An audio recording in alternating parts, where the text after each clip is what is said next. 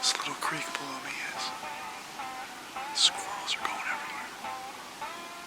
And I know one of these times it'll be a deer, not a squirrel.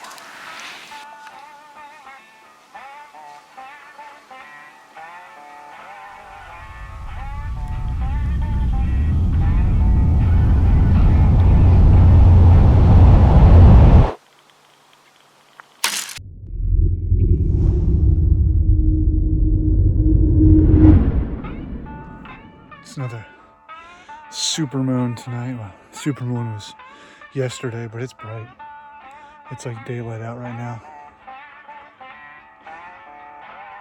I'm just gonna head to a spot down the road, and haven't been to in a year, but I probably walked through the spring shed hunting, but it's a pinch point, and there's a little stream that runs through there, and there's a slight chance there's a few pools of water in that stream, and if not, it's sort of a travel corridor that leads down to a lake. So just trying to get between bed and water at this point. So I'm gonna head out and see if we can't see something down there. I've never had much luck with full moons, so we'll see. This little creek below me is. Squirrels are going everywhere.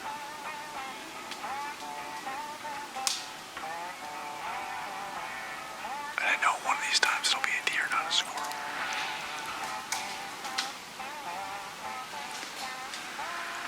There's a couple oaks on the ridge I'm on here at this little point, and they're dropping acorns like crazy. The squirrels are dropping them down. But this little creek in front of me has water in it, at least in pockets. So I walked down the length of it, and there was, 2-3 inches of water in it for a good ways. I don't know if there's any right in front of me, because I didn't want to cross the deer trail in front of me, but there is some water in this creek. Doesn't seem to be flowing much, sort of like just the seep pools, but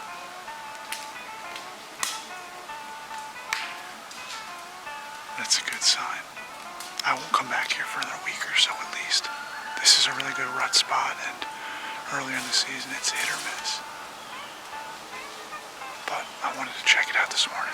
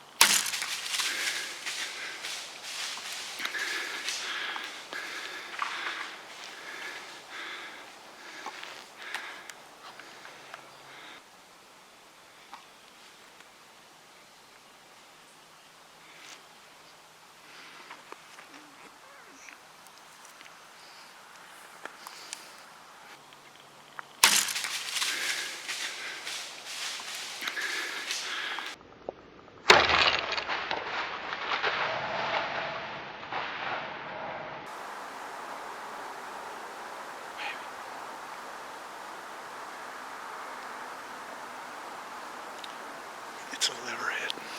I can see the blood pouring out both sides.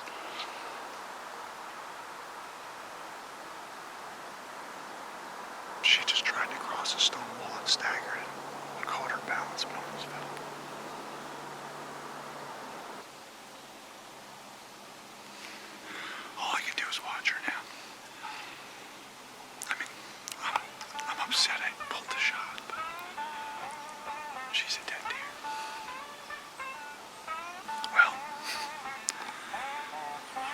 disappointed in myself for pulling that shot.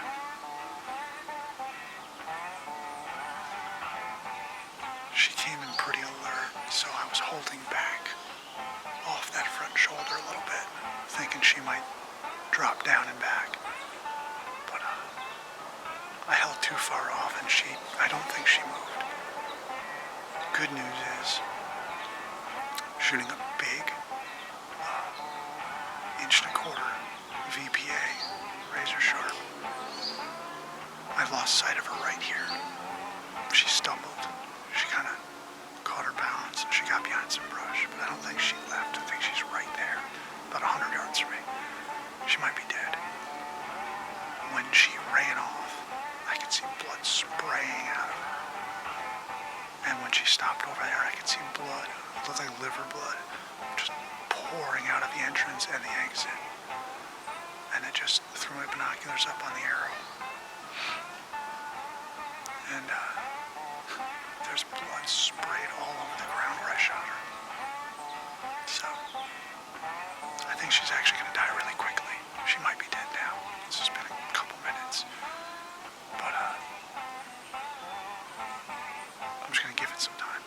Because where she is, if she is awake, she'll see me climb down. If she's alive. It's not like, some scenarios, they get over the hill or they get out of sight. Where I last saw sight of her, I can see on either side of these trees. And it's a steep hill going away from me, so I don't think she climbed up that hill. I think she's right there. But I'll probably wait like almost 2 hours before I get down. And then I'll just take my time and glass my way out. Maybe leave my stuff and slip out. We'll see. Oh shit, I got a spike behind me.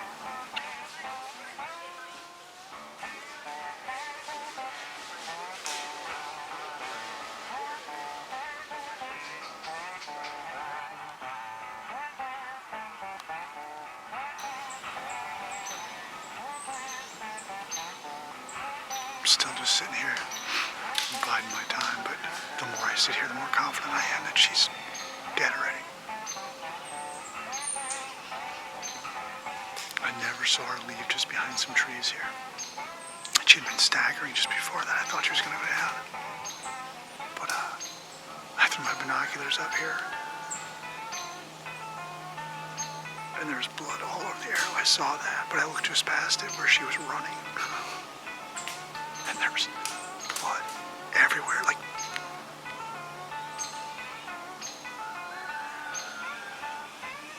easily visible from the binoculars. That's 25 yards out. It's been over an hour now. An hour and 10 minutes, I think. I'm going to quietly climb down. Put my binoculars on my chest, so when I climb down I can stop at times and glass that area, but frankly I think that deer was dead within a minute probably of the hit, maybe 2.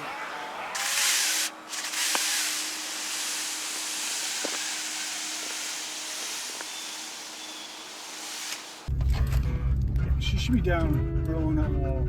Those runners might have bumped her when they first came through, but if that, she's just going to bump down with that swamp in the barberries.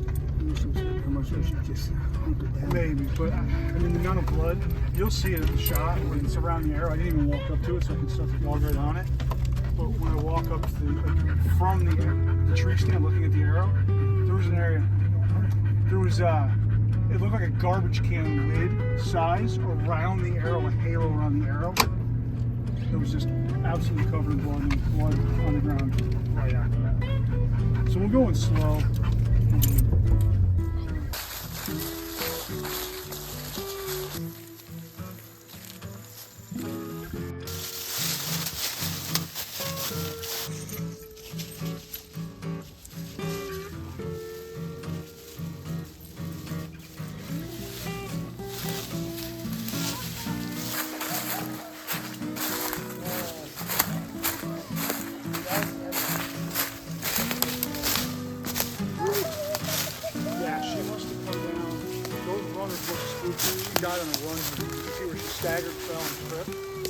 guy within She's a bunch of blood on her. within a couple minutes of me shooting her, she was dead. She came right through here. Good girl, Cody. Oh boy. It's like a bag full of blood. All right. Well, that's a liver hit, all right.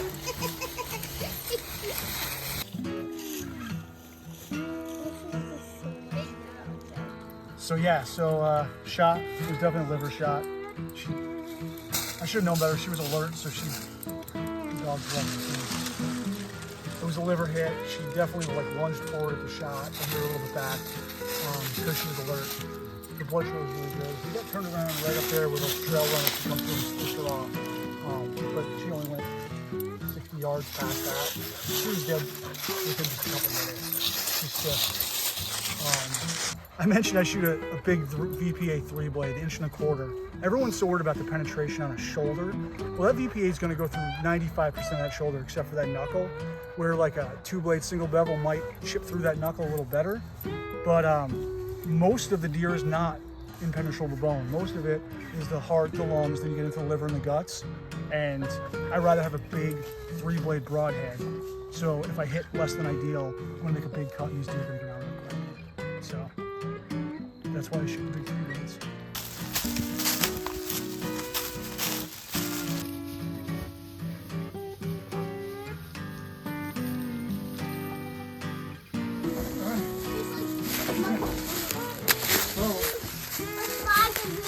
All right.